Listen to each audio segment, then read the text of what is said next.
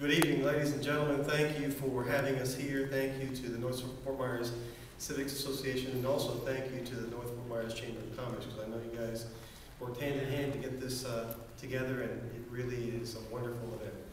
We're so appreciative as candidates to be able to come out to different forums and speak to you and connect with you.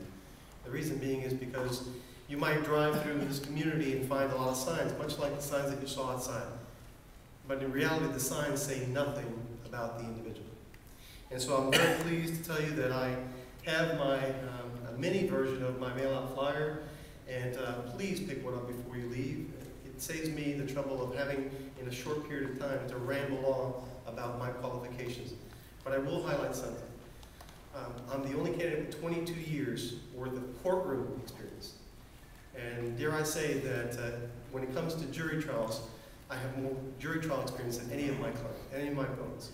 But I submit to you, why is that important? It's because when you're in a courtroom, it's the most important day that you'll ever be there. I got a little bit worried when somebody said, well, you know, county judges, they're nonpartisan races. It really doesn't matter. It does matter.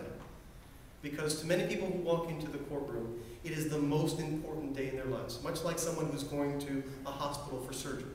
You tell me, and be honest, do you want just somebody, or you want someone with the most experience in that room? I know what my answer is, and I'm being honest. I submit to you that I have, for 22 years, not only practiced law in my practice in downtown Fort Myers and a former assistant state attorney, but I'm also giving back to the community, because I think it's important to have a servant's heart. I believe you have to have that in this position. You've got to be willing to serve the people.